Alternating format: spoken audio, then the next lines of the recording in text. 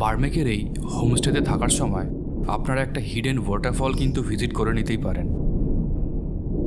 এখন আপনারা প্রশ্ন করতেই পারেন যে এখানে কি কোনো হিডেন ওয়াটারফল রয়েছে আদৌ? তাহলে আমার অ্যান্সার হবে yes.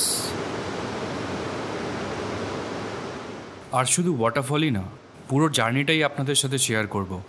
And for that you have to watch the video till the and.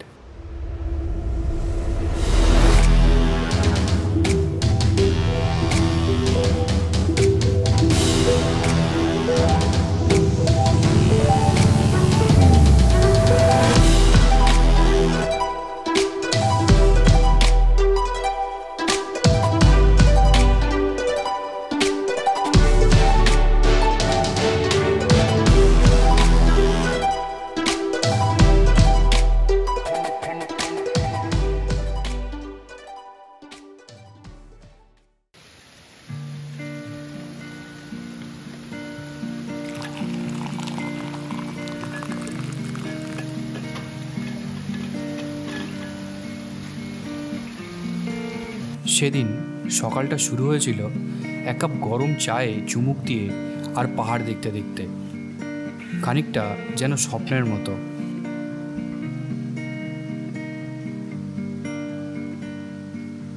আচ্ছা চলুন আপনাদের হোমস্টেটা একবার ভালো করে দেখিয়ে দিই।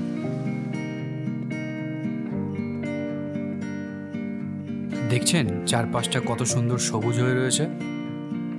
এটাকে কিন্তু আপনারা ফার্মস্টেও বলতে পারেন।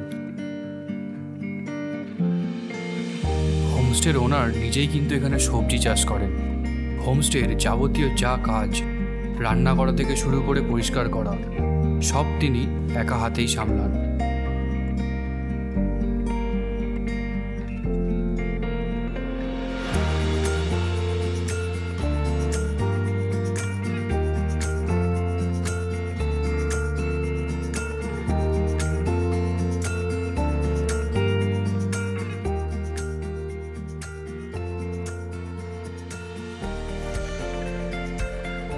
আচ্ছা, এই হচ্ছে কটেজের এন্ট্রান্স। এখান থেকে তোমাদের উঠে আসতে হবে। আর ডান দিকে দেখো পুরো এখানে ফার্মিং করা রয়েছে, বিভিন্ন রকম শাক সবজি সব রয়েছে।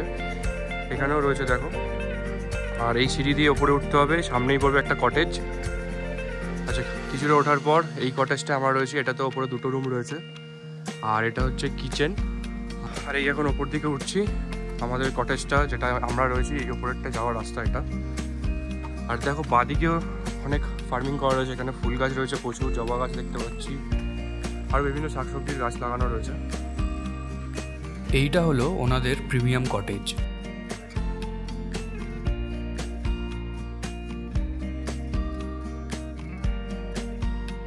এটাতে থাকতে গেলে জন প্রতি 2000 টাকা করে পড়বে। চলুন এবার ব্রেকফাস্টটা করে বেরোতে হবে আমাদের, কারণ আজকে আমরা যাব পশ্চিমবঙ্গের একটা হিডেন জেম ছাঙ্গে ফলসে।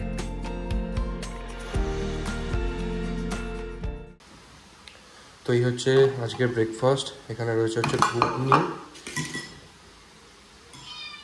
আর হচ্ছে রুটি, ছোট সাইজের রুটি, আর একটু পেঁয়াজ লঙ্কা কুচি।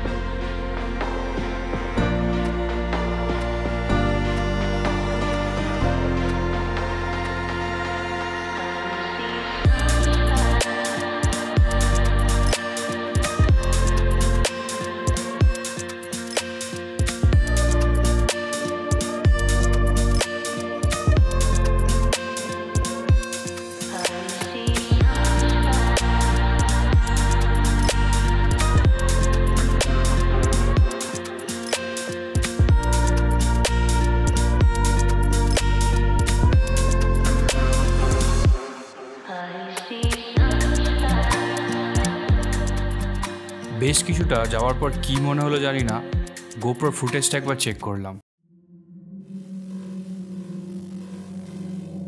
দেখলাম ভিডিও রেকর্ড হচ্ছে কিন্তু অডিও রেকর্ড হচ্ছে না। সামনে আলগারা বাজারে একটা ব্যাটারির দোকান তো পেয়েছিলাম, কিন্তু এতে সমস্যার সমাধান কিছু হলো না। থেমে পড়লে তো আর চলবে না, the show must go on.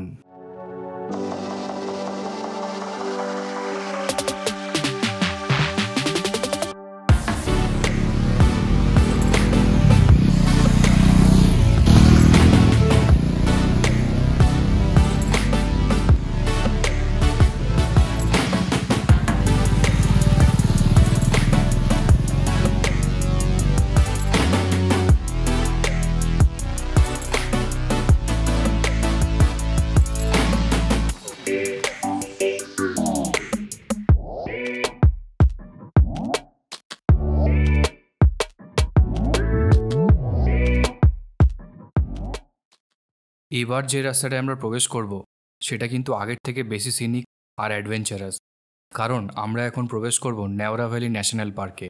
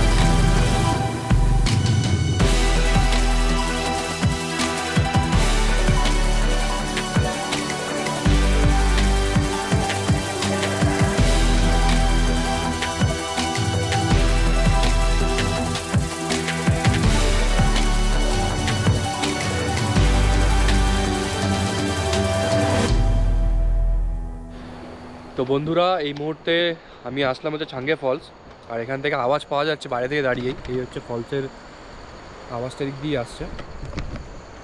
তো চলো নিচের দিকে নামি, ট্রেক করে অনেকটা নিচের দিকে নামতে হবে। তো নামার পরে তোমাদেরকে তো সব কিছু দেখাবো। তো আগে চলো দেখা যাক রাস্তাটা কীরকম। আর ফলসটা দেখার জন্য আমি প্রচণ্ড এক্সাইটেড। এখানে 10 টাকা করে স্টিক পাওয়া যাচ্ছে, স্টিক নিতে হবে। আর হচ্ছে টিকিটের ব্যবস্থা দেখেছিলাম যখন আমি ভিডিও দেখেছিলাম, কিন্তু এখন তো দেখলাম না কোনো টিকিট। এই হচ্ছে স্টিকটা নিলাম 10 টাকা দিয়ে। আর এই হচ্ছে নিচের রাস্তা। নামি চলো আস্তে আস্তে, সাবধানে নামতে হবে। আর আমি পরে রয়েছি না রাইডিং শ্যুটা, আমি এক্সট্রা শ্যু নিয়ে আসিনি, যার জন্য এইভাবে যেতে হবে। তো চলো আস্তে আস্তে নামি নিচের দিকে।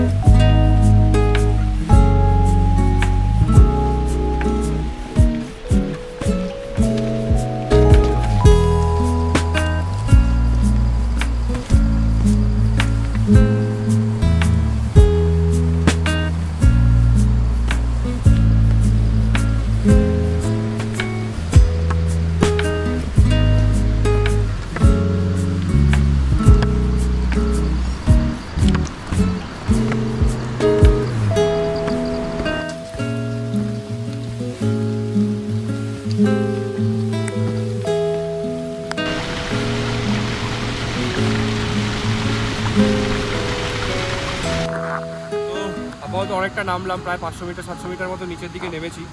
বুঝতে পারছি যে ওটার সময় বিশাল কষ্ট হবে, কিন্তু এখন যাচ্ছি যে জায়গাটা দেখবো, সেই জায়গাটা দেখার পরে যেন মনে শান্তি আসে।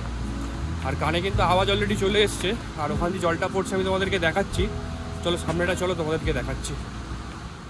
তাহলে চলো, রেডি তো তোমরা?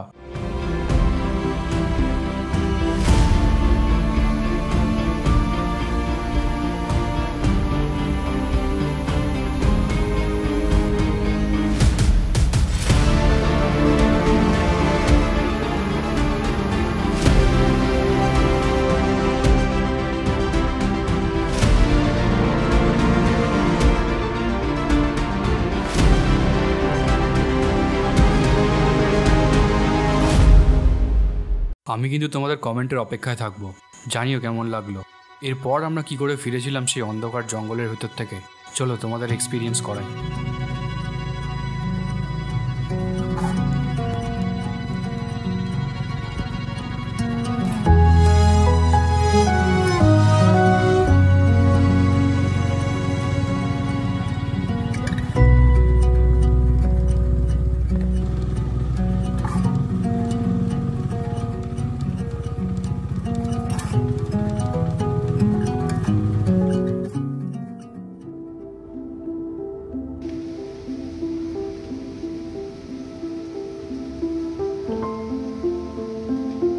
জানেন তো, হোমস্টেতে ফিরে এসে অনেকটা সময় কাটিয়েছিলাম আপন মনে।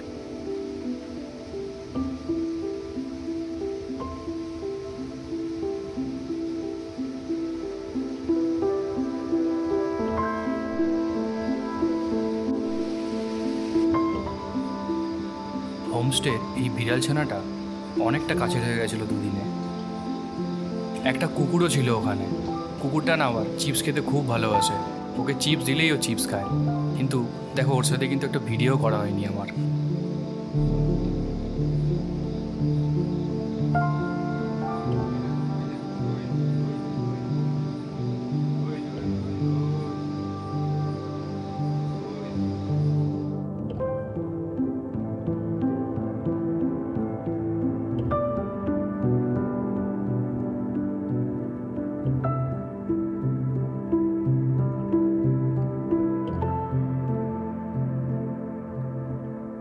আজ দুপুরের লাঞ্চটাও হোমস্টেতে করা হয়নি।